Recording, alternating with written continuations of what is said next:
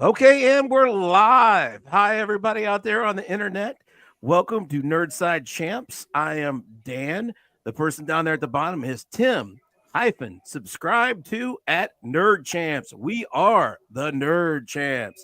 Over here on the right side of your screen, that is Jason, and he is going to join us today as we talk about this cinematic, not quite cinematic, but television masterpiece that is Battle for Endor, not to be confused with the Battle of Endor. The Battle Which of was Endor, actually awesome. Okay, yeah, the Battle of Endor was yes, actually awesome. So yes, that would be this is the documented bad in battle.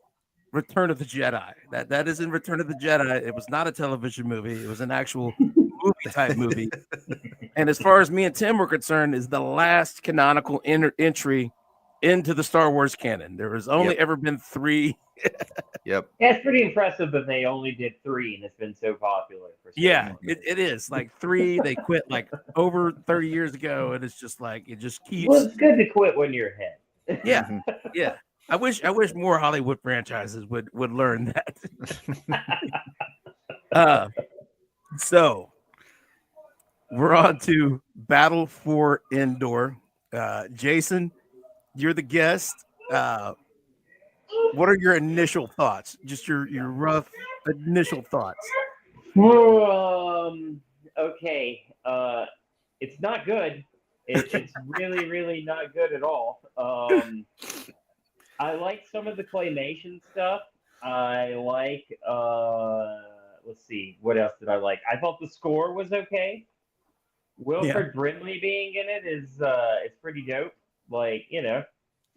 and that's about all the positives I have to say for it.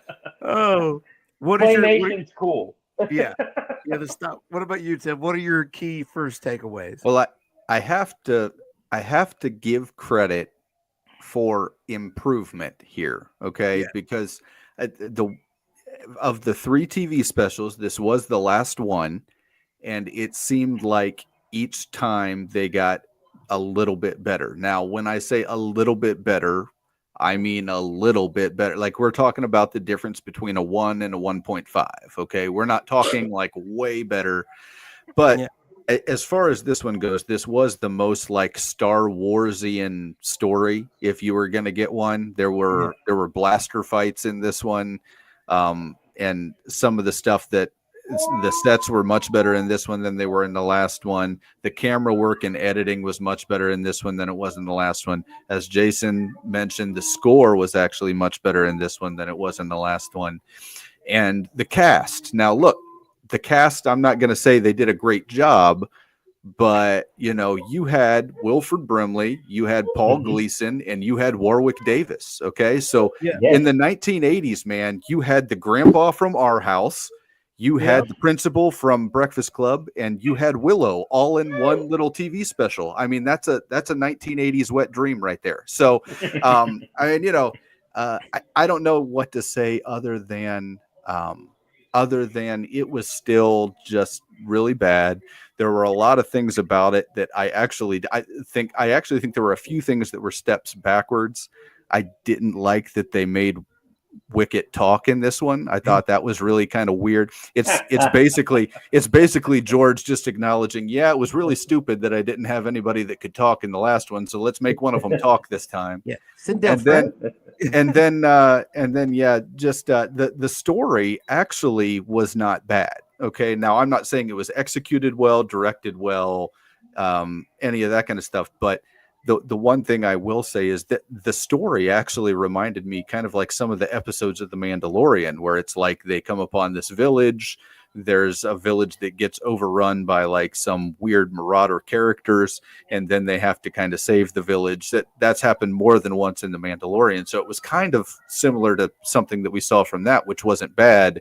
I think where it was bad was just the quality, the budget, all the stuff that we talked about last time. So my initial thoughts are better, but still bad. And now Tim brings up The Mandalorian, which is an entree for those looking for lasting relevance. We did get the very first ever introduction to the blurgs in this special. The blurgs were in it. They were stop motion. The stop motion in this special was far and away better than the stop motion in the first. Yeah, much the better. Character design, the actual movie. So we got the blurgs, and the blurgs played a large role in the Clone Wars cartoons, and then a really large role in the Mandalorian. So there's one for you. We got blurgs. What'd you think of the blurgs, Jason? Those were the T-Rex looking things with the short arms. Yeah, they ride. Cool. Yeah. Those were cool. That was the stop motion stuff I really liked. The dragon in the cave, that is not as good stop motion. But did it seem like that girl was a discount Drew Barrymore? Yeah, we mentioned that last time. Yeah, we hit on that girl. You know, they wanted Gertie. You know, they want that little blonde girl because that was what you'd had to have in the 80s. And of course, Drew Barrymore isn't going to be making Ewok TV specials at that time. So yeah, the Olsen twins weren't born yet, so this is this is who you had to go with somebody else. But yeah, I feel like this special, they did the first special, right? And think of it like an essay that you did like in college, and you got it back with specific things that were bad, and they think about trying to correct those specific things. You know what I'm saying? So the first special, all of the acting in the family was just awful. So they're like, okay, how do we fix that? Well, okay, we're going to recast Dad with Paul Gleason from The Breakfast Club. And then Mom. I heard a ruckus. I heard a ruckus, Dan. Yeah. Everybody has to admit, every time we see Paul Gleason on screen, we all say in our head, I heard a ruckus. Or another one. That's another one right there. What, Jason? I hear mess with the bull, you get the horn. That's right. That's the line I always go to. But he did hear a ruckus. There was a ruckus at the Ewok village, and Mom is already dead. She is stone cold dead in the very first scene. We don't even see her face. Yeah. She is face down in the dirt, dead. And then her brother killed off all the characters from the last movie. Yeah. Yes. And they recast the dad. They recast the dad. The plot of the first movie is they have crash landed on Endor. When it opens, they've already crash landed. And the kids ran off because that's what kids do. They were supposed to stay at the ship. They ran off. The parents can't find them. And the parents are abducted by Sweetums from the Muppets.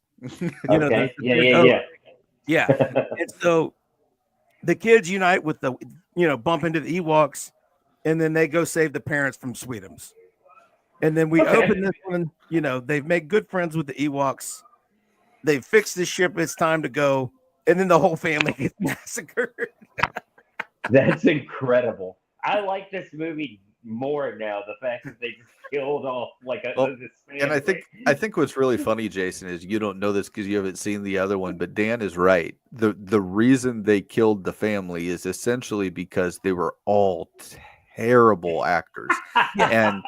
And I feel like the mom especially was one that was up there. The kid, the 15-year-old kid, he was another one. And we mentioned before, we said the girl was not good, but she was a girl, so we would kind of let it slide a little bit. Yeah. But the acting from the actual actors in the last one was just so bad.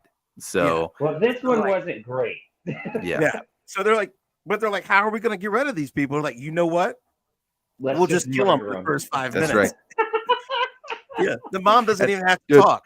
And I like okay, so they're in the middle of a blaster fight, and the teenage kid drags his dead mom, who's clearly already dead, drags her to a grass hut. It's just like, now I don't know anything about blasters, but I imagine that a grass hut is never going to be a safe haven in a blaster fight. Yes. So the whole thing was just cataclysmically stupid. I don't know. I was just thinking to myself the whole time, the kid should have just seen his mom was dead and took off. I got to save my sister. He didn't think any of those instincts. He said, I got to save my dead mom. Yeah. I've got to get mom into a hut. I got to save my dead mom by getting her into the grass hut in this blaster fight.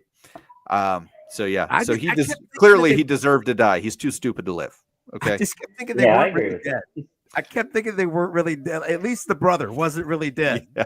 You know, Yeah. but nope. I thought Nope. that too. I was That like, was oh, it. they're gonna come back in the third act. Yeah. And you know what? Yeah. The thumbnail on Disney Plus, Uh-huh. and I don't know where this marketing material It came was like from. the I don't know if family it- just sitting there. Yeah, I don't You know know? if it's in the We're ads. alive. Like the thumbnail, it prominently features the brother. Yeah. Yeah, he's in front, the blaster. Like this adventure is centered all around him, and he's dead like that, man. Yeah. As soon as this opens, we got comments. Hold on, let's get the comments up here, and then we'll prolong. We'll see what else they found to fix. Okay, we got Barry Allen who's slow. Says someone has to do an internet edit with Rings of Power, put these terrible low budget Endorian Marauders in place of the orcs. That would Get be a charging amazing. seat. That would be amazing. We have Yeah. to admit. Yeah. Yeah. And then we've got isn't Teak supposed to be in the upcoming Disney project? All right. Okay. So Sorry. I had to, so we haven't I made had to it. do dadly duties. Yeah. So if now I know that Skeleton Crew is going to be bad. Oh, And if yeah. you're out there and you want to know how I know the Skeleton Crew is going to be bad, They took a character from this show. Okay. Yeah. They Oh, Teak is no. going to be in Skeleton Crew. is going to be in Wait, Skeleton what? Crew. So yeah. Teak, the little The The little white goat, furry- the little speedy goat. Yeah. The little speedy goat thing. Yeah. I also made a joke about about it for that monster's pronouns. Yeah. They didn't mention them. So. If there's anybody out there who's ever wanted to criticize like the character design of the Ewoks or anything else out there as being too cute or not real, man, just look at Teak and you'll know that this stuff is harder than you think. Yeah. Yeah. This is the He's craziest always looking, like twitching. Yeah. yeah, and the weird face. It's just bad, man. Teak's Yeah. whole thing is just not. It's not It's good. weird. So anyway, so we open. They've repaired the ship. They're gonna go, and they're like, "Oh yeah, the family sucks." So here's what we're gonna do: we're gonna kill them in the first 5 minutes. And I feel like I gave the writers too much credit because I'm trying to figure out like these marauders that come and raid the Ewok village and Yeah. kill her whole family. Mhm. Like I'm trying to figure out like are these they have to be indigenous to Endor, right? Because like Yeah. they have a castle. This was always my biggest problem with the last one, right? Was Yeah. we never saw this giant, something that was clearly a parallel to the Cyclops. Oh, Tim's slowing That down. was awful. Uh-oh. All right. Hey, one more second, guys. I'll be right back. I'm sorry. All right. So anyway, Jason's got stuff and Tim has frozen. All right. Okay. All right, we're back. We're back. All right. So I think Tim's gonna have to jump out and come back. He'll be back in a minute. But Man, Tim got brothered like the guy in Endor. but yeah. Anyway, I looked it up and let's see if I put him back on if he comes there. I'll just leave it like that and he'll pop in when he gets back. But so I looked it up on Wikipedia and the director and the guys who wrote it were talking about the development of the story, and the Marauders are called Space Marauders. So they're Clever. not from Endor, but they spend the whole show. Okay. So Tim, I looked it up on Wikipedia. The Marauders are Space Marauders. Okay. So that means to me that they're not from Endor. That's what you would assume, but they were Right. looking for the power source that they couldn't explain the whole time. For what reason? Yeah, see, they're trying to steal a starship battery because they think it has magical powers over the stars. But apparently they're from space and have their own ships. So wouldn't they know that the starship battery doesn't have magical star power? Yeah. This show just got colossally more stupid with that explanation. I'm not gonna lie. That's Yeah. that makes no sense. So yeah, something They that was built a dumb, castle with a moat. something that was dumb just got significantly dumber. So yeah. But maybe, Yeah, they built that whole castle. yeah, Was that like a trailer? I don't know. Maybe they just hit a button and a castle. And they've popped up done wherever they space can. travel before, they've done space travel. They know what the little reactor thing was that they were looking. I mean, they had to know, right? Right? So I you know, it's just like if you've never seen a car before and you're like, oh, this car battery, it's the eternal source. Well, if you've driven a car before, you know what a car battery is. You know what I mean? Like, it's like I don't really understand unless they have some kind of other kind of space travel. They did have the witch lady with them, so maybe that, I don't know. There's something weird there. Oh, was she a maybe- space witch? Because it ties back into the acolyte. Yeah. So maybe space marauders just means marauders on an alien planet. I don't know. I don't either. But they called them space marauders. Yeah. So anyway, and now so they've killed the whole family so they can get the power cell or battery out of Sindel. It's Sindel Tawani. It's the Tawani family. And because they know it's the power. It's the power. And they, even though they're like big, ugly mutant marauders, they do have a witch that turns into a crow because, of course, we need more earth animals. And sometimes a pretty blonde lady too. Yeah. Yeah. And she looks like a human. Yeah. But she hangs out with these big, ugly mutant things. She reminded me of Rita Repulsa. Yeah, definitely. That's a good comp. That's a good comp. Well, and the power to turn into a bird, I mean, that's straight from a David Eddings novel. So there's a lot of different things that they stole from other people. So it'll be could she choose other animals, or like is it only? It was always a bird in this one. I don't know, man. Yeah, she was always just a crow. And then it was linked to her ring. She'd have to twist her ring. Yeah. And then she would turn into a, and that will be important later, folks. That ring is important. Oh, will it ever? So anyway, buckle your seatbelts, folks. The marauders kill her, and then the dad dies, telling Sindel to run. You got to get away, survive, and of course, that's touching. But she doesn't get away at all. She runs straight ahead, and then the crow woman catches her, and she gets rounded up with the rest of the Ewoks. And let's talk about the breakout. Let's talk about the breakout. Okay, we've got to discuss the breakout. Okay, okay. So first of all, these marauders.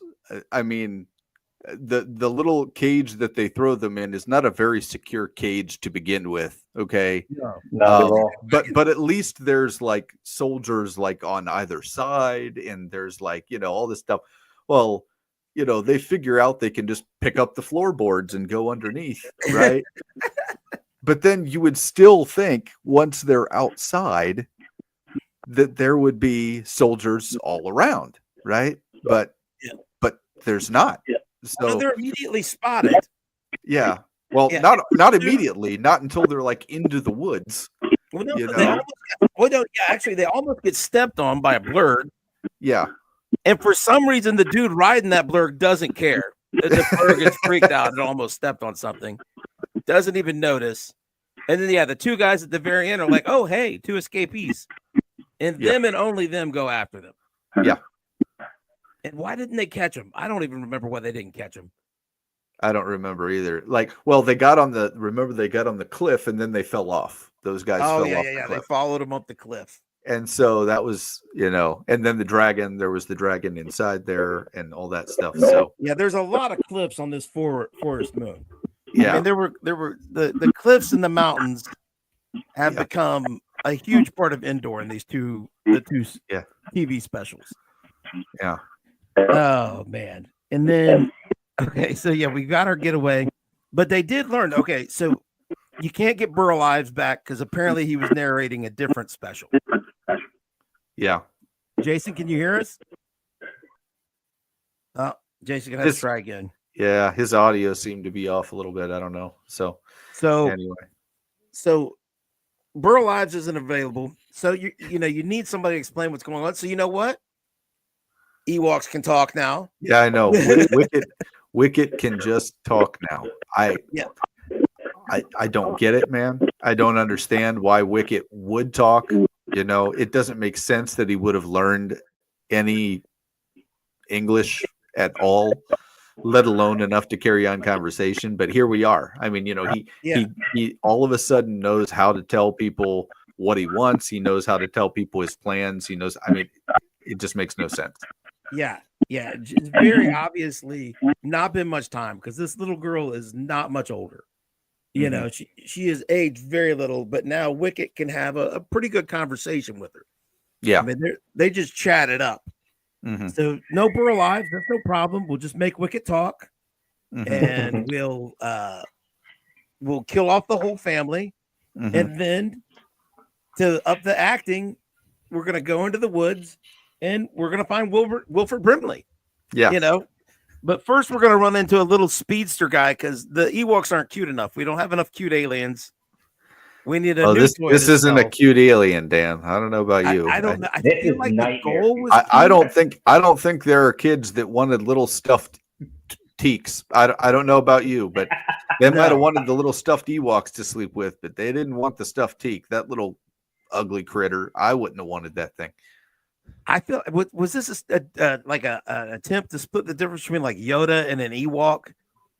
Like were they trying to go like ugly? I don't know, man. I think I honestly think they wanted us to think that there's other creatures on Endor that we just haven't been introduced to yet, and I think that they kind of wanted something that was going to be another character that they could bridge, and it never really bridged until recently here, but to me, it was also one of those cop-out characters, okay?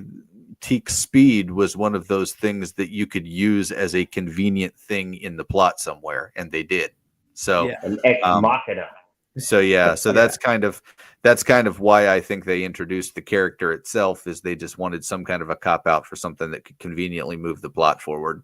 Yeah, and we skipped over the dragon because after they escape, that's where they're going to sleep in a cave, and all of a sudden, for no apparent reason, they're in the cave, and Wicket finds some rags, just a couple of little rags, and some bones, right? And some bones. Yeah. And Wicket didn't think, and the girl didn't think, I wonder why there's a bunch of bones here.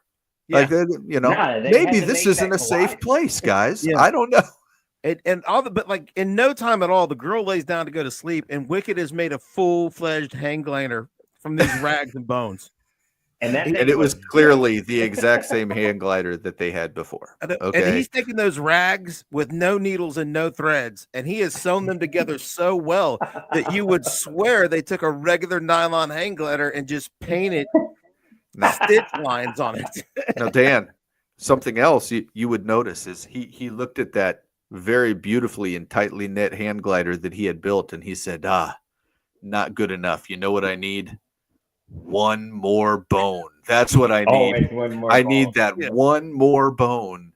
And he goes, he looks for the big bone. He wakes up the dragon. The dragon takes Sindel, and then he says, forget that one more bone thing. I'm just going to use the hand glider anyway. Right. So you could have just done without it anyway. I don't. Yeah, and he runs into like he wakes up a dragon, and a dragon takes Sindel, and it's just like, you know what? It just so happens that I just got done making a hang glider. Exactly what I'm gonna need. Has fortune with this dragon. Yeah, that whole sequence. Then the dragon drops her, and he is able to dive faster than gravity to catch her. Did you notice that? That was another. Yeah, definitely. Well, we don't know how gravity works on Endor. Yeah. He is an ace hang glider pilot, Tim. He is like a master. He is one with that hang glider. He made it from scratch. He knows what it can and can't do. That's right. Okay. Oh. So I have a dumb question. Okay. How long is this after Return of the Jedi? Okay. So Return of the Jedi in May of 1983.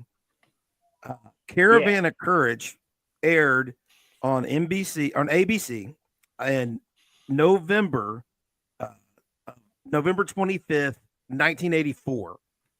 Okay, so it's like about a year and a half later, the first And one. this is a year later, right, Dan? Yeah, this one is November 24th, 1985. Mhm. So it's only So- been like 2.5 years since Return of the Jedi.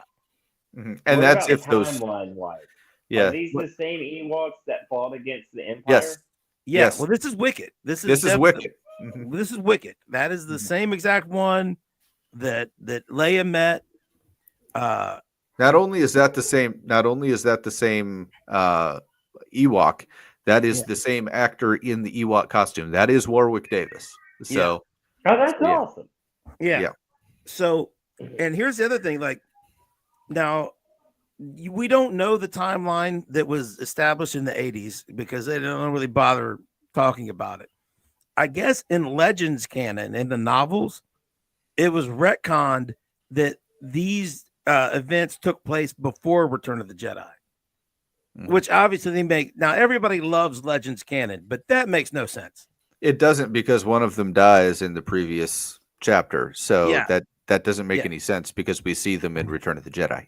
Yeah, and the other So- thing is that Wicket can't speak English in Return of the Jedi. Exactly. Yeah. You know? Yeah. He would have just said, instead of poking him with the spear, he would have been like, "Who are you?" you know? Yeah. I mean, he runs into Leia, and the best he can manage is yub nub, nub nub. Okay, you know that's that's all he can say in Return of the Jedi. Yeah. So that doesn't make it. So this has to have been after Return of the Jedi. Now, Uh-huh. why? So anyway, Teak finds him after he crashed the hang glider, our little ugly speedster dude. And Teak takes him to a house that they think is abandoned because it's such a mess. Mhm. But no, Teak lives with Grandpa. He lives with Wilford Brimley, Noah.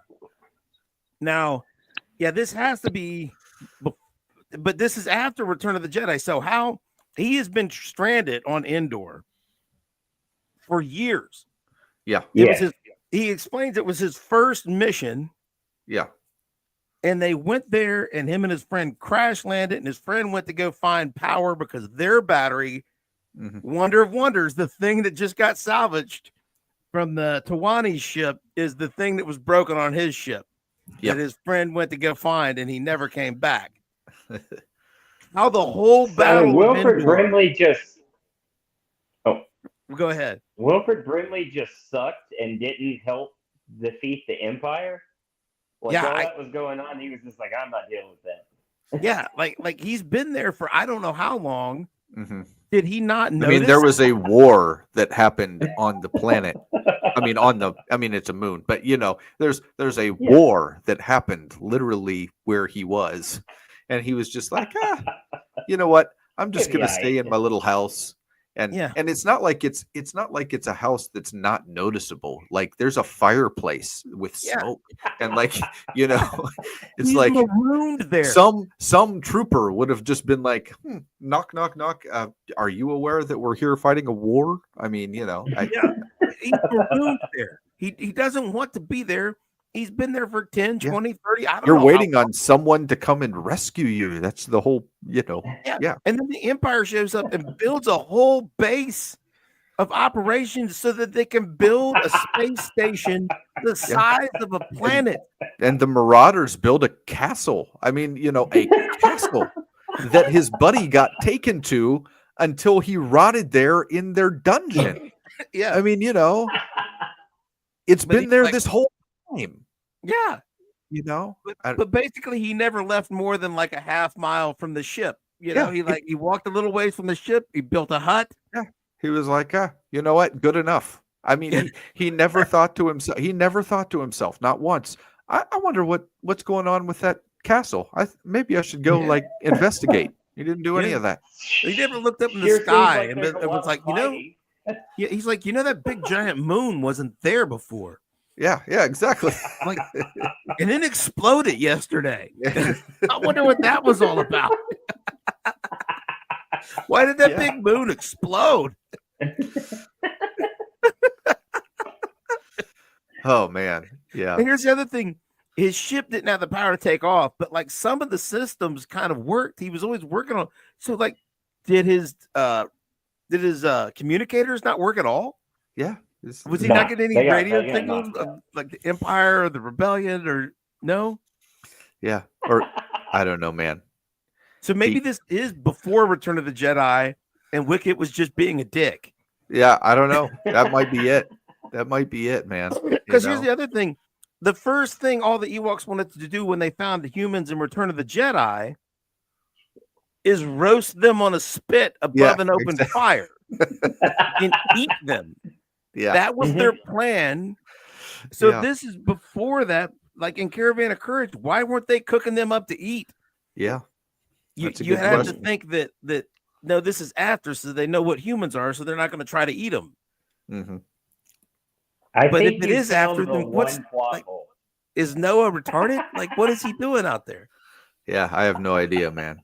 Like, this is just one of those, I don't know if it, once again, George wrote the entire story for this. He didn't write the screenplay, but he wrote the entire story for this.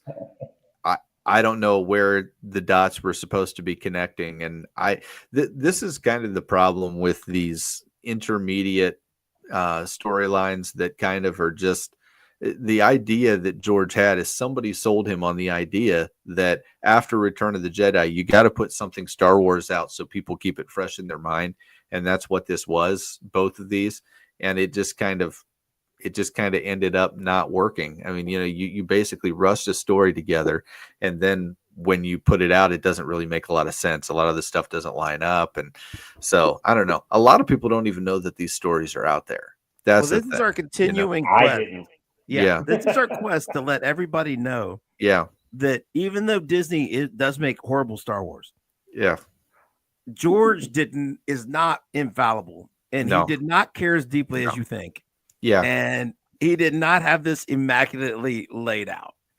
This was not on the level of some of the great fantasy writers. There are so many great fantasy writers that have spent decades building their worlds in so many different ways and have written books on the languages before they even release their novels, and the geography and all that kind of stuff. George didn't do any of that. Okay. Yeah. And it's pretty obvious that he didn't do any of that when you look at how he kind of just moves from one story to the next. He was not on the level of those guys. Okay. Well, the Wikipedia was funny. They had 2 4-hour story meetings. Uh-huh. And George comes in and says, I just watched Heidi with my daughters and they liked it. Yeah. So how about we orphan off the little girl and she meets up with a curmudgeonly old man? That'll work. Yeah. Honestly, God, that's how they come up with it. They're just like, hey, let's do Heidi, but with let's do Space Heidi. Yeah, that's So anyway, they find Noah. Of course, Noah's get out of my house, but then he cares. Whatever. Diabetes. Yeah, that's Hey. You suffer from diabetes. He was looking for one of those cocoons so he could himself. But he runs them off. But the thing is, she had made soup and muffins. And once he tastes the soup and the muffins, he's like, okay, we could bring them back. Yeah. And then they come in, both of them, Teak and her, or was it Wicket and her? Her and Wicket that had the little bundles of little space weeds that look like dandelions or something. And he goes, oh, we can make pies with that. And we're like, okay.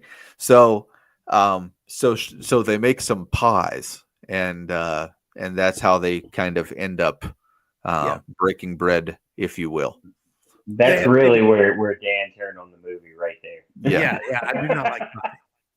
I do not like pie. Dan hates pie, as you all will find out this next week in the short that we're going to release. If fruit is nature's candy, nature can keep their candy.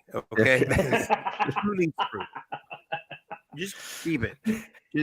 Who needs fruit when you have granulated sugar? That's what I want to know. I mean, there's sugar in pie, Dan. I mean, anyway. Not But enough. yeah.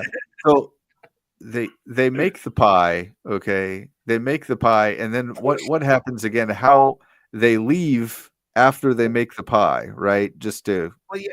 The next, as they sleep there, the girl has a nightmare. yeah. The next morning, Let's talk Wicket about tells that her, nightmare sequence. Yeah, that's Yeah. right.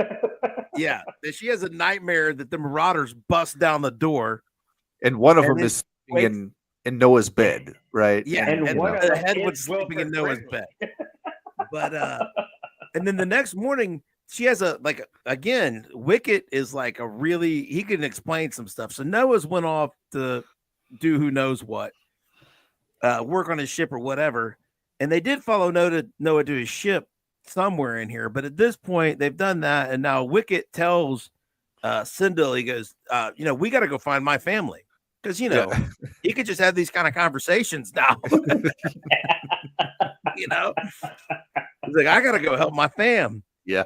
And meanwhile, back at the Marauder headquarters, the head Marauder dude has told the witch lady, unlock the power of this battery. They have basically he's trying to do some.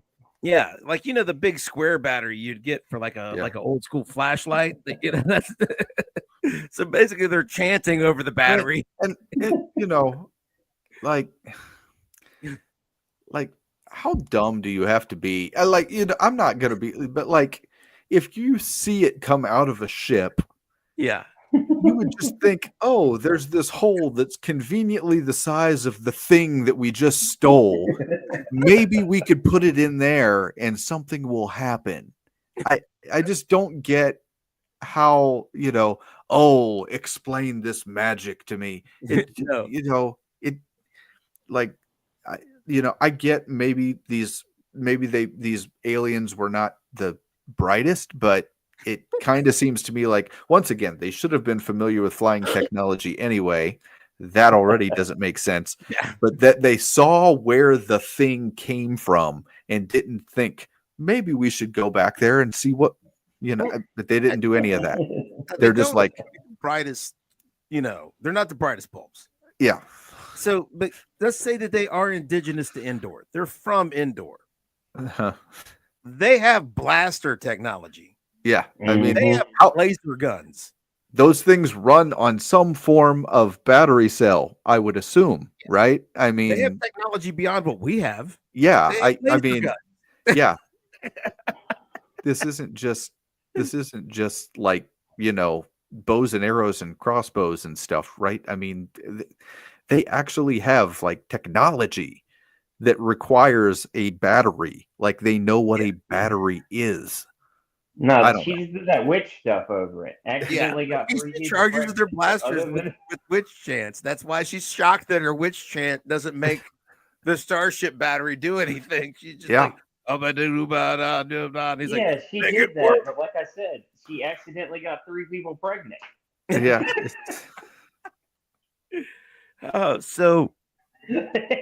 But she claims that the little girl must know how to make it work.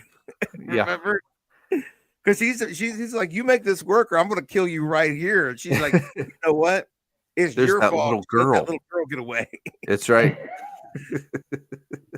You put some bad guards that let them go out the bottom of a wagon. They just literally just pulled a floorboard out. Too. Yeah.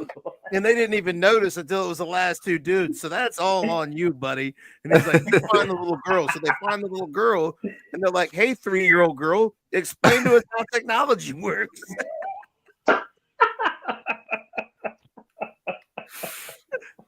And she's like, it goes into, she tells them, she's at least like this. She is an awful actress. Her whole family gets massacred to start the show. Not one tear. Zero emotion involved in that. Yeah. Absolutely none. Yeah. There's not one moment sadness. Or a sociopath. Yeah. Yeah. It was like this. It was like, they're dead. Yeah, and that was it. And I was like, oh. She didn't even look down. She wasn't even like, they're dead. It was just like, they're dead. Yeah. Now you're my new dad, Wilford Brimley. That's right. Yeah. So the whole family's dead. it's like she doesn't. It's like she doesn't comprehend it, but she is smart enough to make soup, muffins, pie.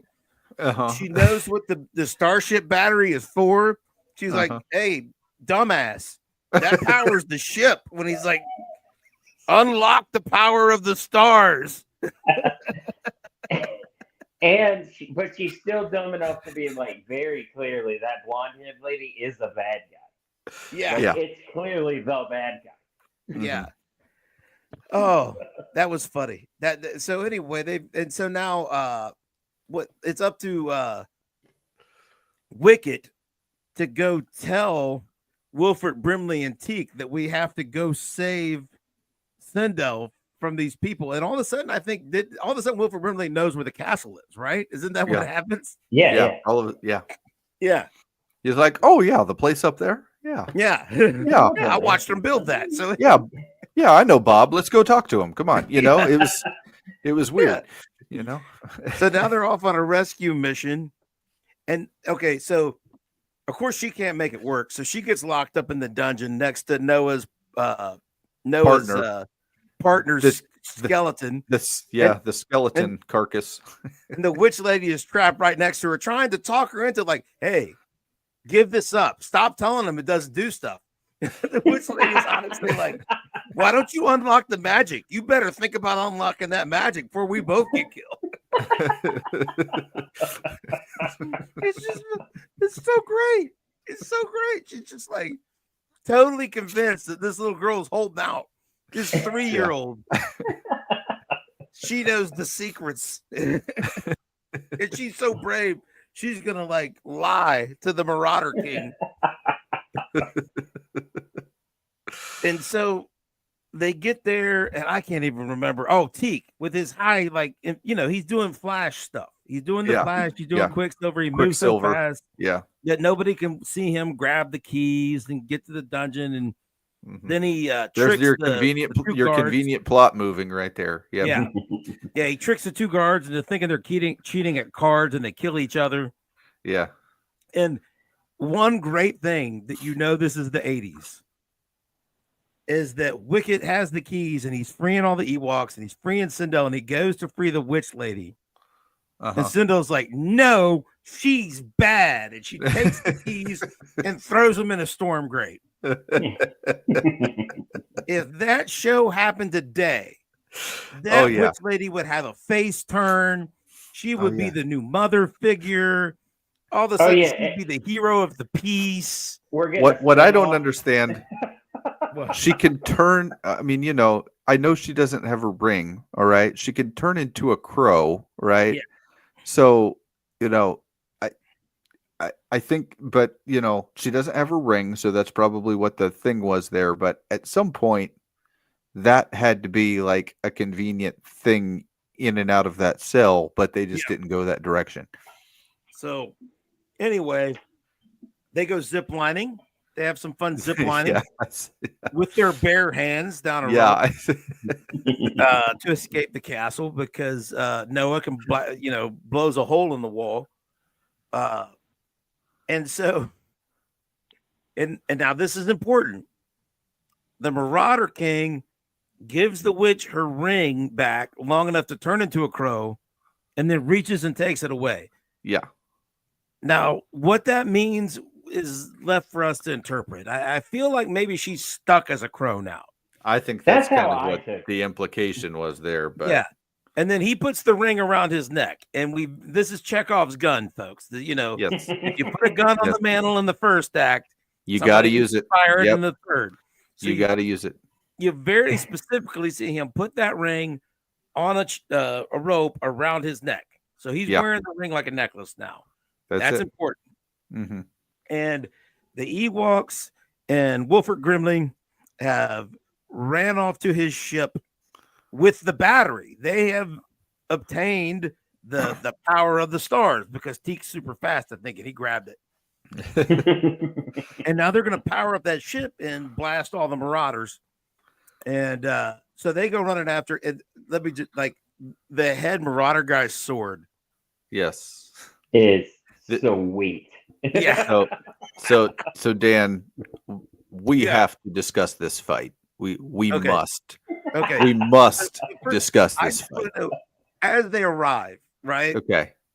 It's just the design. The sword looks cool, but they couldn't design a holster or a scabbard for it. He's constantly just Carrying handing it. it to other Yes. dudes Yeah. to hold it for a minute while he points or gets on a blurg.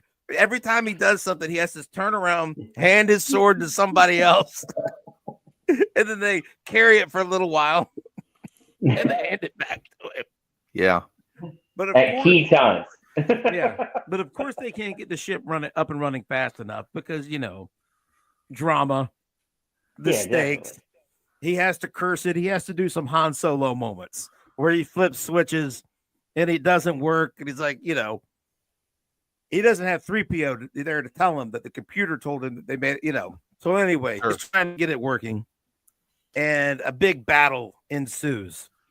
Big-ish. It depends on your definition of a big battle. These This were is- the creatures that overthrew the Empire.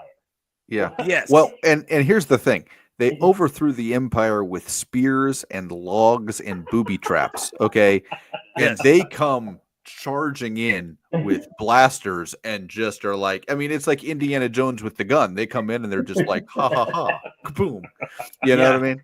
It was hilarious that these creatures that were known for their resourcefulness end up just kind of falling back on the best technology and just overriding these marauders. It's just really fun. And you know what was funny is I swear there was footage from Return of the Jedi in that battle.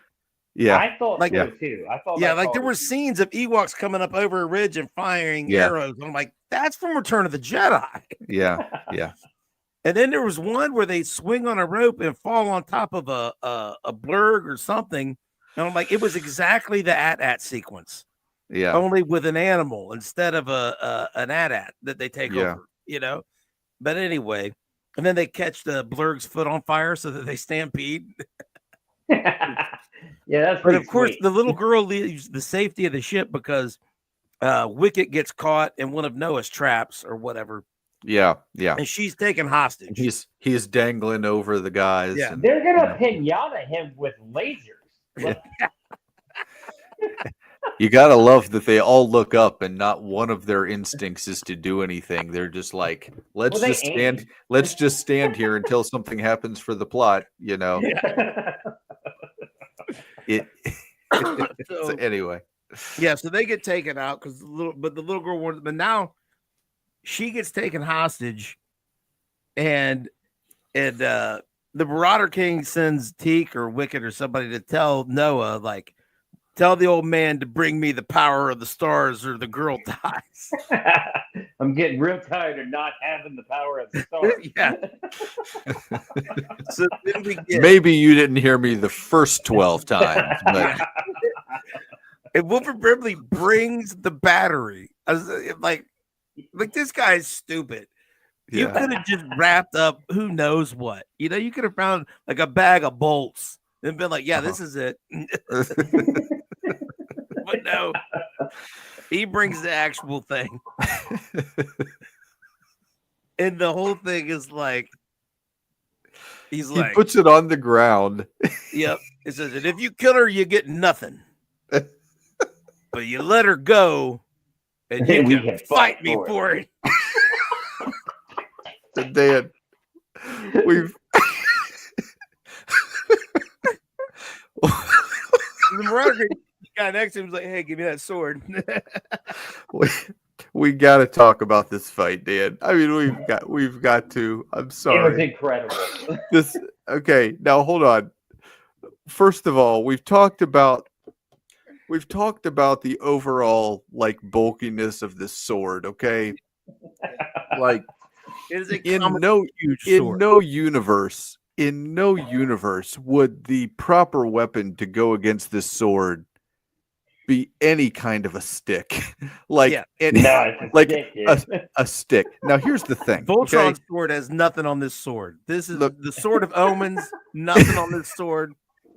The power sword has nothing on this sword. As a matter of fact, now this was 1985. Did you notice he keeps saying, "I have the power" when he gets it? Yeah. That was some I true know. Masters of the Universe stuff. Masters right of the there, man. Universe. But But anyway, okay. So yeah, he's got a comically large sword. he's got a comically large sword, and Wilford Brimley goes at him with a stick. Now, here's the thing: if you're gonna bring a stick to a sword fight, Yeah. you've got to be like. I mean, we should be ninja master type stuff here if you're gonna do that. Yeah. Okay, Now, Wilford Brimley. this was not some samurai stick work here. Okay, No. this was just Wilford Brimley going like this a few times. Okay, He is not Donatello. Wilford No. Brimley And is not every time Donatello. like the stick would hit the blade, the entire sword would shake like it was made out of tinfoil. yeah. Like Morgan from The Walking Dead, you know, when he shows up and with his little stick and he goes all ninja and he crushes all the zombie skulls. That's really cool. This is not that, okay?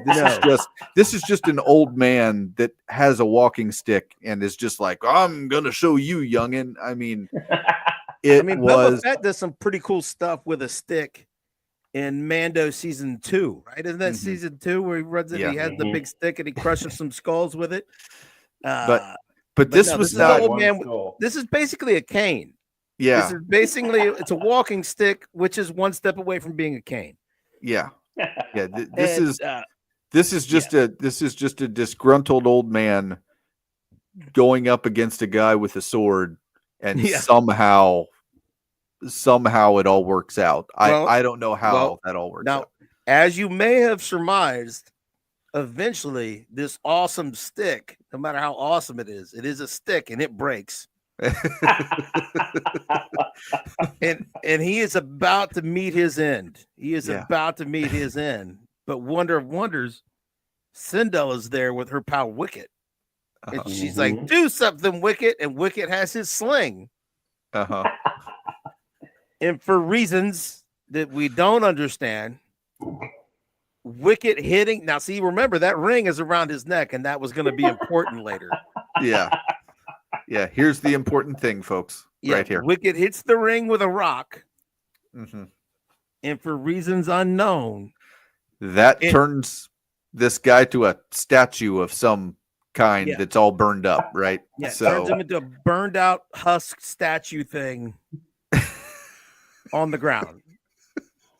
I thought it was going to turn him into a crow or something. Yeah, that would make sense. It makes you wonder, like, you know, like the girl, like when he took it from her, she wasn't like, "Hey, be careful with that," you know, like, like you could turn it to ash. You know, that is the power of the stars. You don't need that little battery thing. That thing right there is a lot more powerful than anything that you're chasing right now. So yeah, dude, how good of a shot is Wicket? I mean, he hit that ring perfect. I think he was lucky. Again, this is after Return of the Jedi, because in Return of the Jedi, he tries to use that sling and he hits himself in the head. Yeah. So and he does a lot of clumsy stuff through both of these specials. You know, I mean, he's been practicing really hard with that sling that he hits that tiny little. And you know what else I read in Wikipedia? Because apparently Disney Plus is doing the DVD release version. Because she just says, "Do something, Wicket, do something." In the original aired movie on ABC, the line was, "Do something, Wicket, use your sling to hit the ring." She specifically tells him to hit the ring because for some reason, now we do know that this little girl is pretty sharp, man. She makes muffins, she makes pie, she makes a damn good soup with what she can find in an old man's house. Yeah. And she knows how to tell a marauder he's an idiot because that's just a battery. But she knew that hitting that ring was going to do some stuff. How she knew, why she knew, I didn't know. Did you know? I had no idea. I did not. I mean, I think it's really funny that first of all that she thought that Wicket could do it, and second of all that she knew it would do anything. That's, you know, props to ABC. They, you know. rock on. Way to go. Yeah, way to go. Yeah, I'm glad. I know they took that out because it's like somebody at least was like, why would she know that would do anything? Maybe, and I'm giving him too much credit. Maybe George saw it and said, "No, guys, pull that out of there." I don't know. Maybe he watched Heidi a second time with his daughter. He's like, you know what? I have notes. I watched Heidi a little closer. How many times did y'all pause it in the movie to see how much time was left? Oh man, I didn't. I actually watched both of these through without too much trouble, and it wasn't. Now have you watched the holiday special yet, Jason? Not yet. I have not yet either. I'm just going to tell you both that the last time that I watched it, I've seen it all the way through 3 times. Okay. Oh God. And the last time I watched it was about a year ago. And I can tell you that the last time I watched it, I had to watch it in like 3 different segments because it's that bad. So just prepare yourselves. Okay. Just prepare yourselves. So anyway, but yeah, you out there, Tim, Jason, and I are going to get together. We're going to watch the holiday special, and we're going to record it, and it's going to premiere live 9:00 Thanksgiving Day. That will be Nerdside Chance for Thanksgiving. We will not be here live, but I will be in the live chat for anybody who's watching and making comments. I'll reply, and we'll spend Thanksgiving talking about the wonderful holiday special. We'll all cry together. We'll all cry together, guys. I don't know why we're going to do this to ourselves.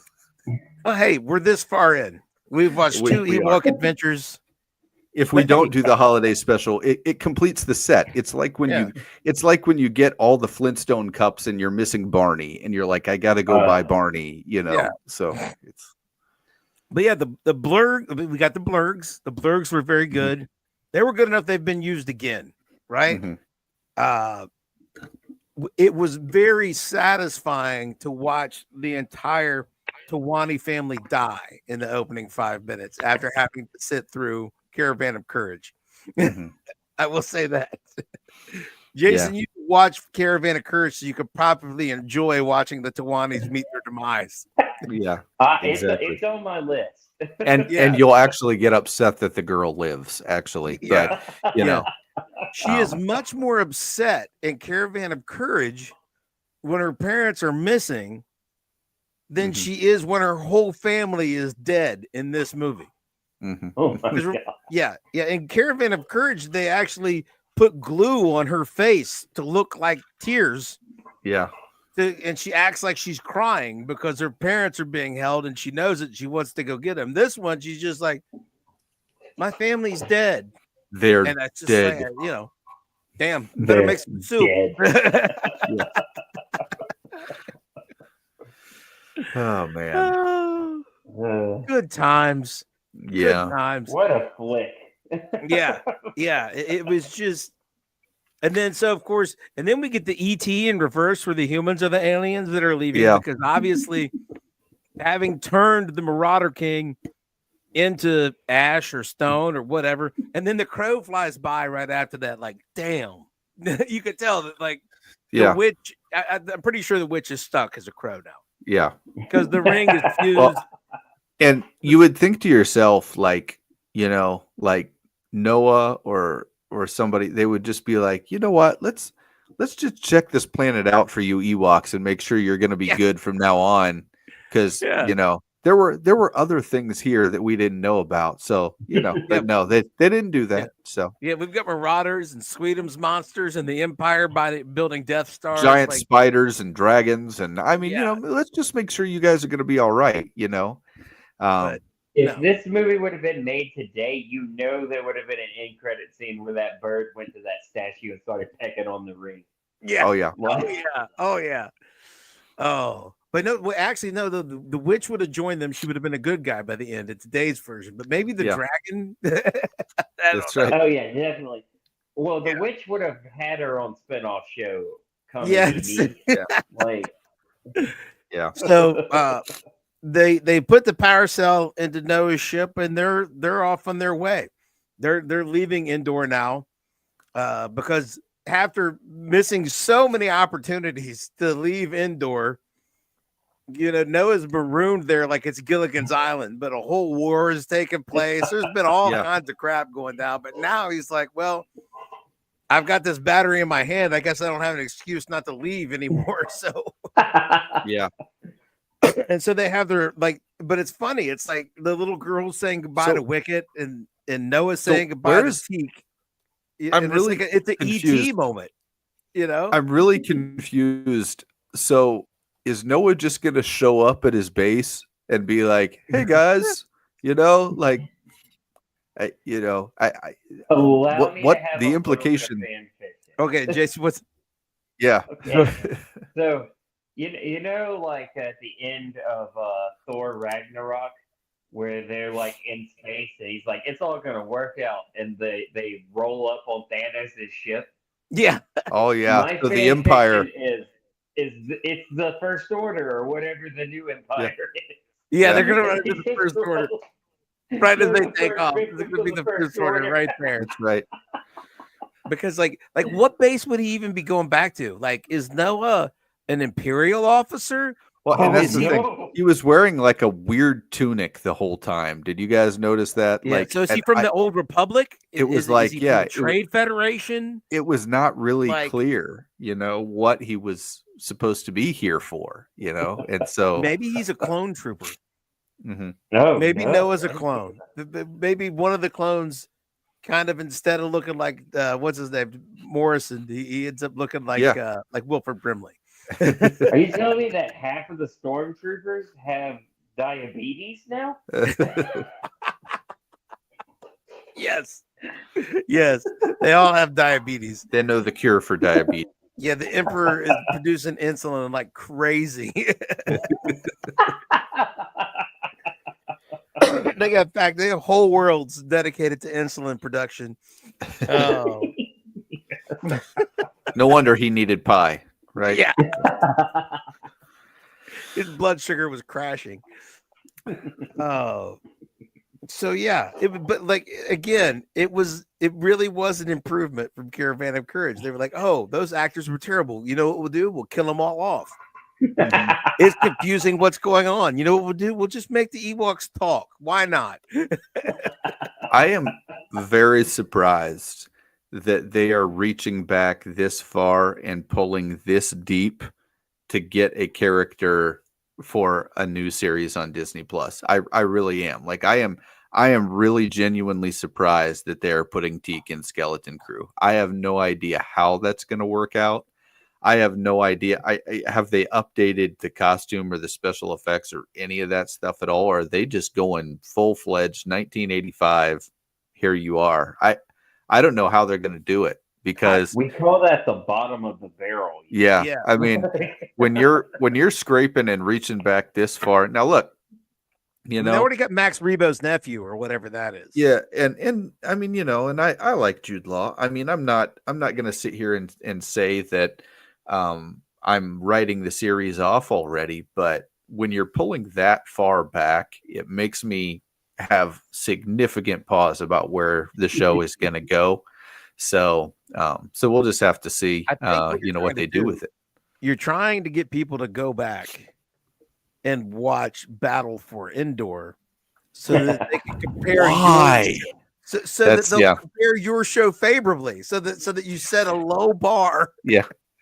For what you're about to release. Well, and that's the thing. The little girl shows up at the end. The little if Teak is there. Yeah, you would think. And how is Teak? They leave Teak on Endor. Yeah, he doesn't go with them. Yeah, he's living with the Ewoks or something. I don't know. Is he one of a kind? Order, Are there other Teaks? Yeah. Hey, we got Josh is here. Hey, Josh. Hi, Josh. How's it going, buddy? If you haven't watched Battle for Endor, Josh, you are missing some quality entertainment. Let me tell you. Yeah. Yes, this is grade A 80s cheese. Of all time. This is cheese like you don't know. I mean, yeah. Oh man. So that's that. I mean, we're out of Ewok specials, and again, Thanksgiving Day will be premiering and then the holiday special. Now, Dan, we have not determined yet whether or not we're doing Skeleton Crew yet, right? I think we're kind of waiting to see if we're going to be doing it on another channel, if we're going to be doing it here. So we may be doing weekly reviews of Skeleton Crew as well. We just don't know yet. So Josh hasn't watched the Battle for Endor since he was 10. Oh boy. So yeah. If you have fond memories, Josh, just hold on to the fond memories. Yeah. Don't go back. Because I had fond memories. Yeah. And we just finished. We watched Caravan of Courage. We watched Battle for Endor, and they're not good. They're not good.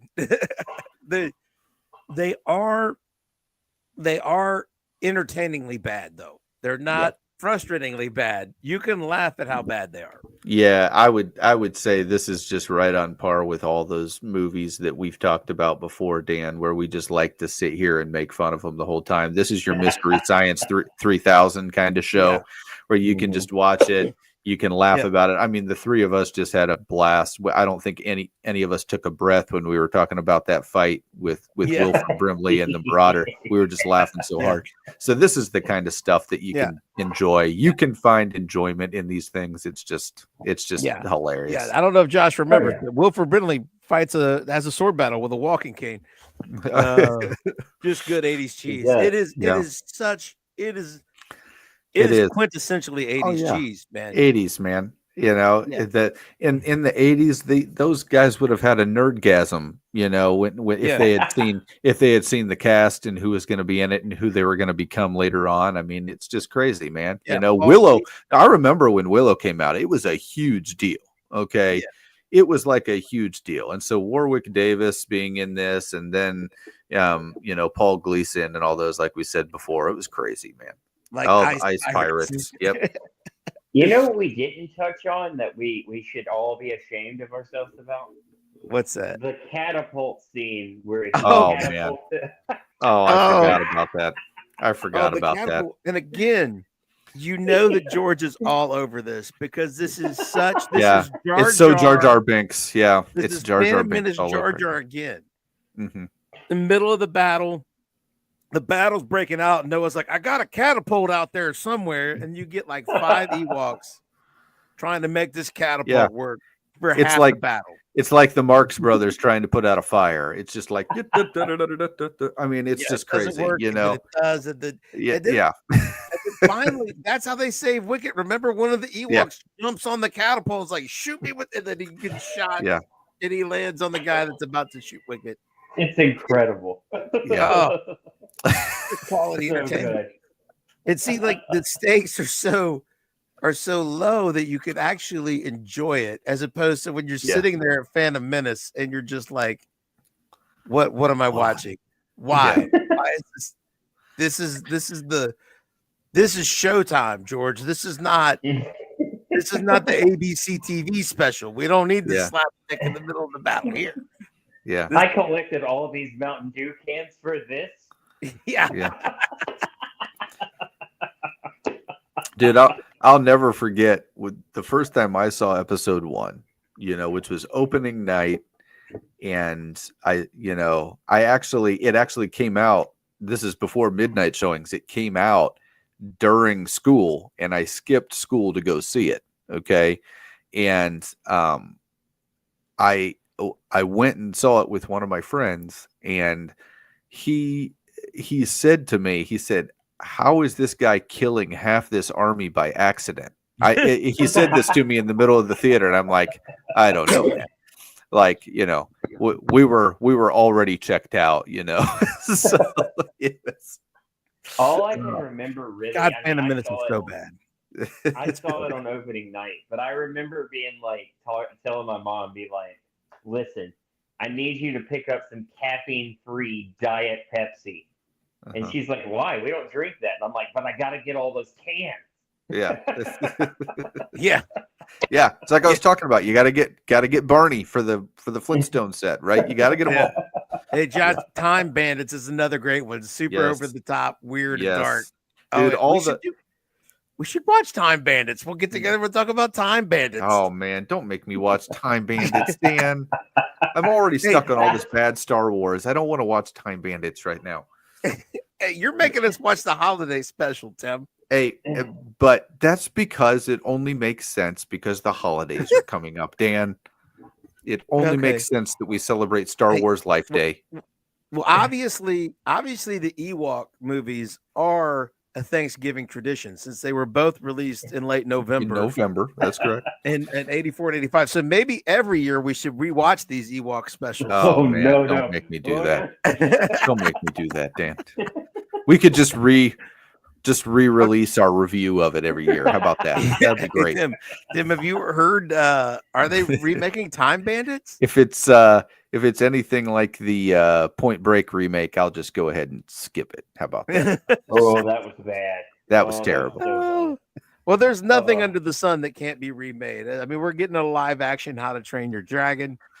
That movie's not even that old. I didn't know. Is there nostalgia? I think there's like there's three of them now. I think, right? And there was a TV series, so I think they're just wanting to move past the animation thing, maybe. But yeah, I saw that. So, we did this. We're gonna put this together. We might as well do this while we're on here, since Thanksgiving is just right around the corner. Jason, favorite pie? What is your favorite pie? Pecan pie. Bro, it's got to be pumpkin. It's got to be pumpkin. I mean, it's Thanksgiving. You got to do pumpkin. Is it, But is it pumpkin year round, or is it only pumpkin on Thanksgiving Day? It's only pumpkin on Thanksgiving. But yeah. Oh, okay. Okay, what is it the rest of the year? I'm more of a chocolate peanut butter kind of guy. You know what I mean? So that kind of thing. But during Thanksgiving, it's always pumpkin, man. It's always. Again, everybody's wrong because pie is awful. That is Josh says key lime. I do enjoy key lime. I do like the key lime pie as well. Yeah. Also, but I'm still going to contend that pie is a garbage dessert, and you should have cake or brownies or something with more sugar and flour. Dan is just the weirdest palate I've ever heard in my entire life. Actually, yeah, my aunt makes a ho-ho cake, which is like this homemade thing. It's got like this thick layer of like this ho-ho type icing with a thin layer of chocolate on the top. It's very good. That sounds good. But it's difficult to eat dessert on Thanksgiving Day, though, because I'm like a main course kind of guy. So I get very full. It's hard to. Do you do turkey and ham, or do you just do turkey? No, we're turkey and ham, and because I prefer ham. Too. Yeah. Yeah. Okay, here's the question: just a turkey or ham? What's better on Thanksgiving, or just in general? Both. Let's go first. Either one. What do you think, Tim? On Thanksgiving, you got to go turkey, man. I mean, that's what you do on Thanksgiving. You know what I mean? Any other day. It's like saying on Christmas you don't open presents. You eat turkey on Thanksgiving. Okay. Tomorrow, if it was turkey or ham, would it be? What would it be? It's a toss up depending on how I'm feeling that day. Jason, what is it? Is it turkey or ham? Year round, it's ham, but on Thanksgiving, it's turkey. But do you want to know the absolute, the best, the peak? The day after Thanksgiving, when you wake up and you put some cold turkey and some cold ham on a sandwich, slaps. That's good stuff. Maybe get some gravy. Gravy on a sandwich. Josh that's basically just a Subway club, man. I mean, but no, this is kind of different. But Josh is roasting lamb. Oh, man, he's going lamb. Fancy. Lamb is up. You're going up a tier, man. Yeah. Josh, where are you from, if you don't mind me asking? Yeah. He might jump in here and tell us. Parts unknown. Yeah. So. Yeah, Josh has been here since Rings of Power. Okay, so we did favorite course, favorite part of the dinner. Like, what is your favorite dish at Thanksgiving dinner? Josh? I'm a stuffing guy. We determined that last time. I'm a stuffing guy. Tim is a stuffing guy. I'm a mac and cheese guy. I think I'm going to go turkey. I'm going to be basic. You're just going to go main course all the way. All right. Yeah, definitely. Yeah. I mean, look at me. You can tell. Let's see. We got Josh. Josh is from Missouri. Okay. Yeah, Josh, Okay. I'll actually be in your neck of the woods next week. I'm going to Branson for Thanksgiving, so. Good old What's that? Where are you at, Jason? I am in Mississippi. Mississippi. So you guys ain't far apart, man. Mm-hmm. No, not really. No. Missouri's. Some people consider Missouri the South. So Yeah. I mean, I don't know. I've never thought about it, but Oh, no, we're up here in Ohio, so anything south of that river right there that's just a little bit south of us, we consider anything south of that the South. okay. Yeah. Good to know. Yeah. Of course, 90% of us up here in the Dayton, Cincinnati area, we're only one generation removed from being Kentucky hillbillies. Yep. That's all. That's Me. all of Dayton. Yeah. See, both my dad is a Kentucky hillbilly, and my mom's parents were Kentucky hillbillies. So I'm only one generation and second generation Ohio. Here. So, he raises the lamb. Well, he's a homesteader, man. I mean, it's in his name, Dan. It's in his name. He's a homesteader. He is a homesteader. I thought that was like a joke. I didn't realize he was an actual homesteader. I mean, I always took it that he was a homesteader, No, I thought he played Oregon Trail or something. I didn't think that he was an actual homesteader. I thought he was out there, with the little green graphics homesteading. I didn't know he had animals in an actual homestead. You thought it was like Tamagotchis or something. Yeah, dude, man. Like, hey, man, on Homestead Rescue, I've watched that a few times. They're not showing guys how to set up their Amazon Prime account to watch Rings of Power and to talk about it on YouTube, man. Those people are starving to death because they don't know what the hell they're doing. So Josh is not just a homesteader; he's a really good homesteader. Yeah, that's right. He's got his internet up and running. He's I know, man. He's probably got his wife doing some kind of a bike thing to get internet service so he can watch this live stream. I don't know. It's crazy. Josh knows which shows are good and bad before we do. That's right. Oh man, yeah, he didn't even watch Agatha all along. He knew better. Yeah, that's right. He hasn't rewatched the Ewok. He heard us talk about it, and he knew it was not worth watching. So, but yeah, Josh. Unlike a lot of the things we've talked about, these Ewok specials are enjoyably bad. Yes, they're not frustratingly, unenjoyably bad. This is, you could really just laugh at it. Silliness, it doesn't wreck anything. It is the kind of bad that you can laugh at. He learned everything. He learned how to do his whole homestead thing from YouTube. I guess that's amazing. Yeah. You don't need Homestead Rescue. You just need to be able to search on YouTube. That's right. Just have a network, man. Yeah. Boom. Like, it's all you need is an internet connection. You got everything going, man. Yeah, I honestly thought it never occurred to me that he was called Josh the Homesteader because he was an actual homesteader. Never. What's that, Jason? You mentioned Agatha, which is a witch. My daughter has been on me about going to see Wicket.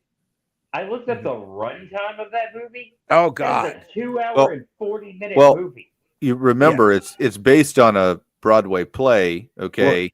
Wait, and that's that's one of the things that you got to remember. Yeah, the runtime for the play. Yeah, with intermission, there's like a 20-minute intermission. With the 20-minute intermission, the play runs 3 hours. Yeah. Okay. Yeah. This movie is only adapting the first half of that play. Wow. So this movie. So they're going to do two of these? They're making two. Oh, yeah. They're going to make all the money, dude. And this movie is longer than the full runtime of the play. And yet it's only covering half of the play. I'm being drugged to this movie this weekend, Tim. I'm going to have to report back. Enjoy. Dude, 2 hours and 40 minutes. I saw the play. I'm good. Okay. I saw the play. Oh, I've seen the play. I'm totally good. Who drug you to the play, Tim? How did that happen to you?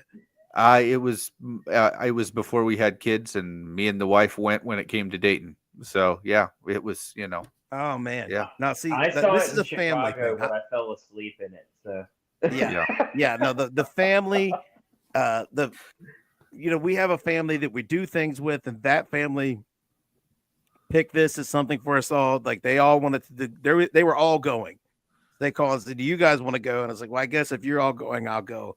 I truly expect to have a truly awful experience. I just 2 hours and 40 minutes, dude. No movie should be that long. Yeah. Well, all the movies are that long now. Apparently, Gladiator 2 is that long.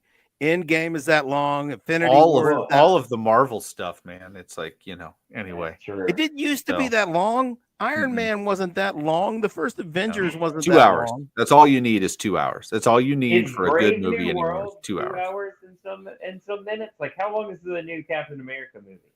Yeah. I don't know. 2 hours and 40 minutes. I can't do that. Team America. What does this say? Okay. Oh, so Josh was raised by college professors. He had to learn. Wow. Did they teach him? Yeah, they were going to teach him how to homestead. I don't think at the university. The only Broadway play I've seen was the scene in Team America. America. Right? Hey, I've seen the fake Avengers Broadway play from Hawkeye. Yeah. That was, there's that. Yeah. the school play in high school was Pippin. I saw that because they I forget the drama club was pretty like the whole class, the whole school went to the auditorium and watched the play. You got like half the day off out of class to go to the play. So yeah. Well, you've turned me off completely because I've seen the play. I'm good to go, Dan. So yeah, anyway. I mean, it's based on that. And it was the play good, Tim? I mean, here's the thing. The play is based on a novel, okay, that was written some time ago, but it was still it was substantially after the original novel was written. Yeah. So it's a prequel novel, you know what I mean? And so and then when the play was adapted, they took on like a whole new thing. Like they really gave a modern feel to it that wasn't there in that novel. So and that's what this cinematic adaptation is going to be. So this is basically like they ended up at high school together and all kinds of stuff, and you get to see how the groundwork is laid for all the stuff in the Wizard of Oz. So and I don't know, it all sounds awful to me because I'm looking at it and it's just and I know that I cannot imagine you enjoying it, Dan. I can't. And now maybe but I just can't. I don't know. We'll see. Because I know it's ahead of the trend. Like it was not following the trend when this novel was written. But at this point, I've had enough of stories explaining to me that the bad guy wasn't really the bad guy and the bad guy's misunderstood. You didn't know the whole story all along and blah, all the same prequel stuff that we were talking about with Rings of Power, that we were talking about with the Acolyte, that we're talking about with the Star Wars prequels, that we talk about with, when we go back and do some of this stuff that we're going to go back and do with Marvel. I'll guarantee you they do some of this in the Fantastic Four where they go back you don't know the whole story all along about maybe Stark or somebody else that was around back then, right? I mean, there's all kinds of things that could happen with that. Yeah, the good guy's not all that good, and the good guy was actually kind of evil, and the bad guy's really the good guy. And like when the first time you saw something like that, it was a neat what if, and it was a fun thing, right? And maybe Wicket was the first one to do it. And so I'm not giving it proper credit. But now you're kind of beat over the head with it. You know what I mean? Everything is doing it. There are no bad guys left. The Joker's the good guy and Batman, Green Goblin's the good guy and Spider-Man.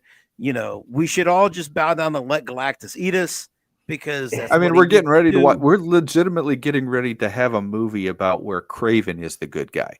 Kraven. Kraven the Hunter is the good guy.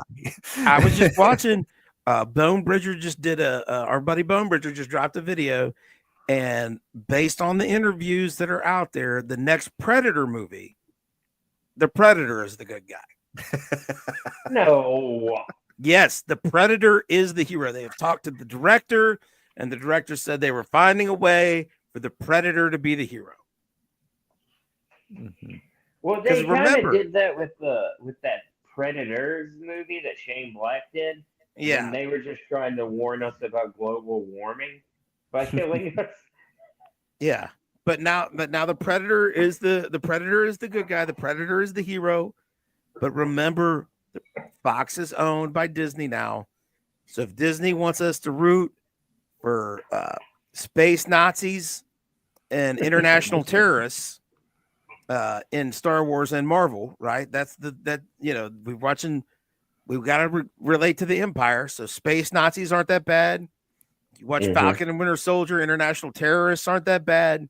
So why wouldn't a species that travels the galaxy hunting sentient beings for sport, why wouldn't they be the hero? Yeah, they're probably the good guys. Yeah. Disney needs to buy a new line so I can watch the prequel where I can understand the struggles of Freddy Krueger as a minor attracted person and how he was unfairly persecuted. That's what I need to see. I need to see how Freddy Krueger Oh, yeah, definitely. That's coming. was a good guy all along. Let's see, what's Josh got here? Waiting on the All Quiet on the Western Front remake, showing how the bad guys were just misunderstood. Exactly. Yep. Yeah, the Nazis. Yeah, I know. Or how about the Three Amigos? It was just, if we saw it from El Guapo's perspective, let me tell you, we all would just be singing a different tune. Now the Predator the Predator and Predator versus Alien. The Predator is kind of a good guy, but he's really just kind of the lesser of two evils. Yeah. Well, I mean, if you look at it, the Predators were the ones that got the xenomorphs, built the temple, made them basically slaves so they could have something to train. Like, I don't know if I would say the Predator was the good guy in that movie. Yeah. Yeah, the xenomorphs wouldn't be there if the Predators hadn't brought them there, right? Yep. So yeah, you are relying on the Predators to win to try to get out of there. But no, this one, I don't know. The Bone Bridger was reading the interviews in his video, and it was. Did you guys see Prey?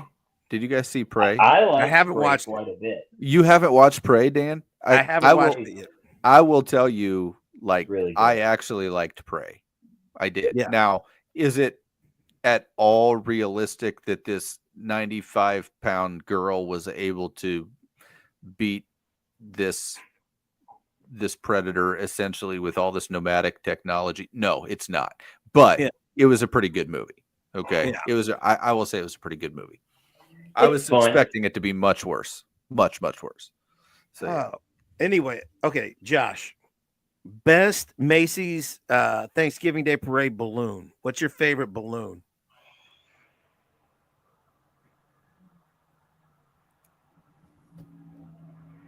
Ooh.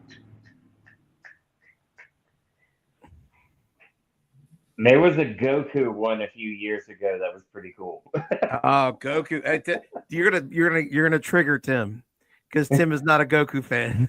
No, what? Here's the thing. Okay, in the Superman Goku debate, Superman just turns him into a burning pile of mush. I don't even know why it's even a discussion. Okay, Superman would annihilate Goku. I have no idea why people think it's even going to be a close fight. So anyway, okay, but that Goku balloon is a cool balloon. It is a cool balloon. Yeah, it is a cool balloon. Is the parade cool or lame? Tim wants to know if people actually like the parade. I don't like the My parade. little girl loves it. I used to think it was something, but over the years, it's just kind of turned into. It's kind of just turned into something that's more on the background than I'm actually watching. I think the You parade. know what bugs me about the parade? What's Here's that? what bugs me about that parade. Like, when all of a sudden did they start having just people singing at all times? Yeah. Like, I'm like, I don't know who this country star is. Yeah. Well, and they're not even really singing. They're just playing music and lip syncing to it because they can't sing because the crowd is too loud and all that. it's just it's such a spectacle. The singers aren't really singing. The dancers are kind of in this weird compact area that they don't really have space to do what they need to do. The marching bands are not really doing anything but walking and playing music. It's just so dumb to me. At some point, I just think that, having a parade where you have the floats, you have the balloons, you have the bands marching through is cool. But now Macy's turned it into this big thing where each float and each group has to stop and do their own thing. And I just don't get it, man. I just would rather, just go out for breakfast or, go fishing or do something else during that time. Tim just hits tradition, folks. That's right. Now, Josh is on the AVP. He said he shared a knowing nod with the protagonist at the end. So all the xenomorph slavery stuff was forgiven. I mean, that did happen. Yeah, he does look at the lady and just like the predator nods and she nods back, and it's like, oh, Bart Simpson. That was a good balloon. It's a good balloon. That is a good balloon. Is it? He's on the skateboard, right? He is on the skateboard, I believe. Yeah. Now, okay. Here's a balloon debate. Excited for Bluey. That's the balloon to watch this year. Bluey's gonna have a balloon. Brand new Spider-Man balloon this year. Oh. Here's you have my balloon attention. debate. Charlie Brown or Snoopy? Ooh, you gotta go Snoopy. You gotta go Snoopy. Yeah.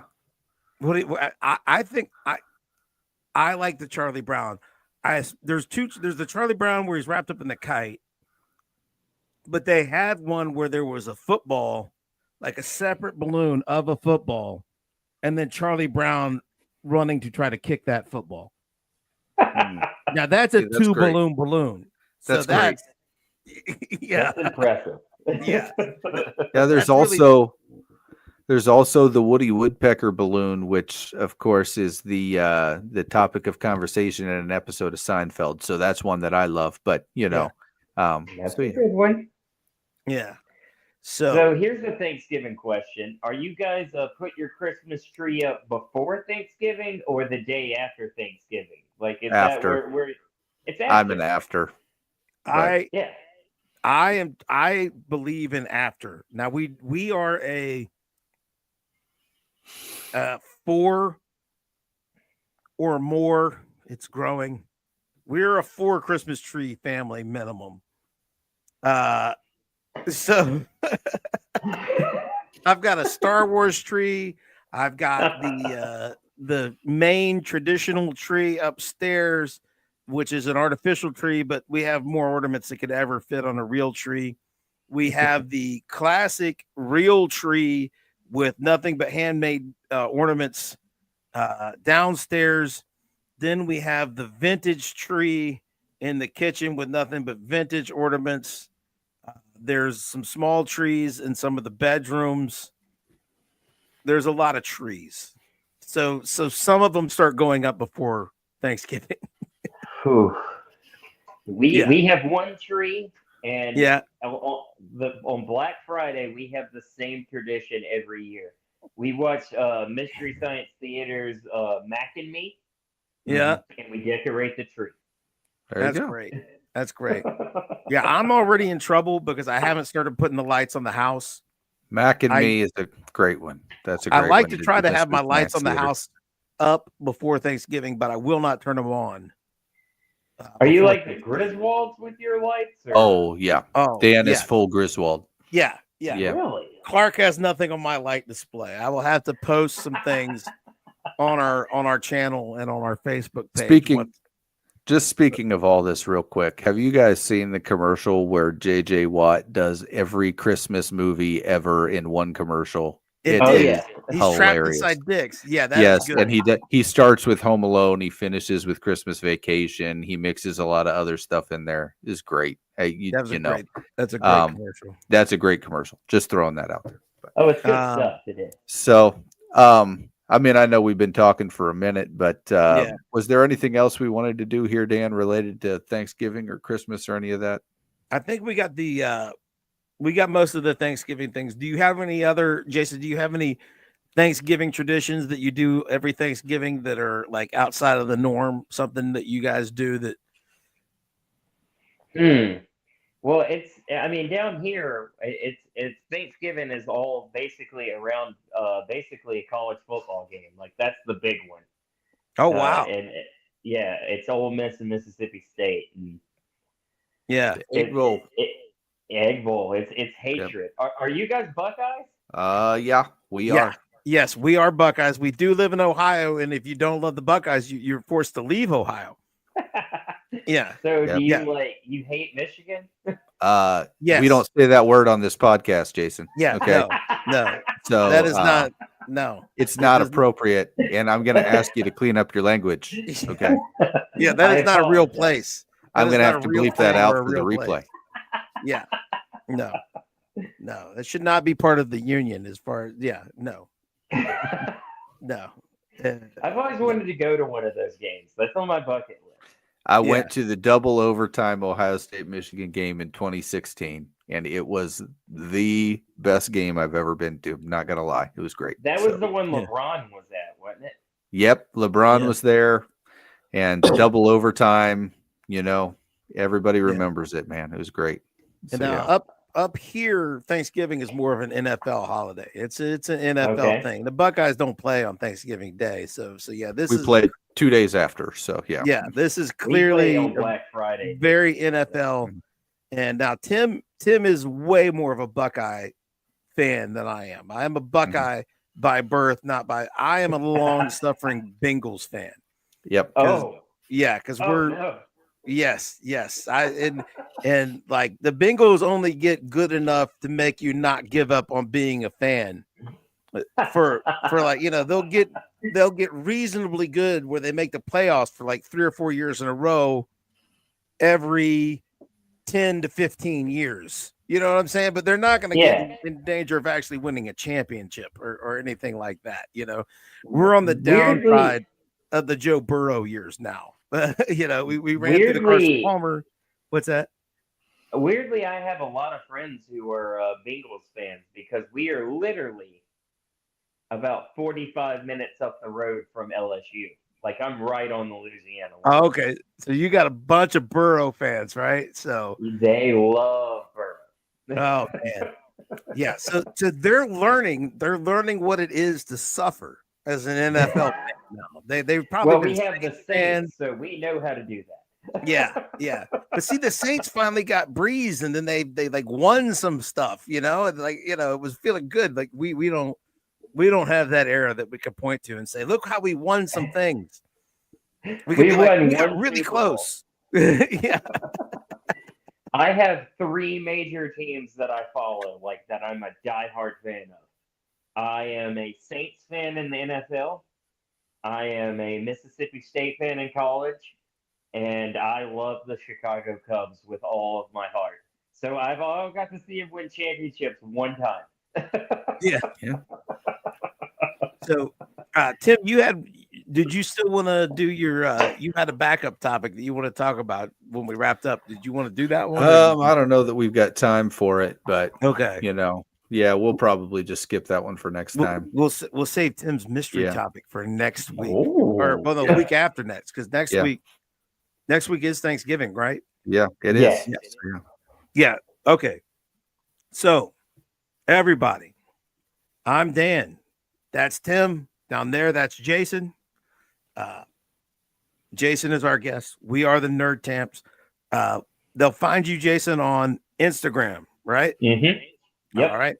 We will eventually, we're not very good at updating them, but we will eventually get a link to Jason's Instagram in the description so you can find and follow Jason. And we will be back here, not live, but we will be here next Thursday with our review. Jason will be with us of the Star Wars Holiday Christmas Special. And I will be live in the chat. It's going to be like a pre-recorded live stream. So it's going to go live. There will be a chat. I will be in it. I'm really discouraged because now I have to watch the holiday special. So anyway. Hey, Josh, if you're all full of lamb and want to talk to somebody about Star Wars Holiday Christmas Special, I will be in the chat as it plays. So All right. Until next time, folks, like, share, and subscribe.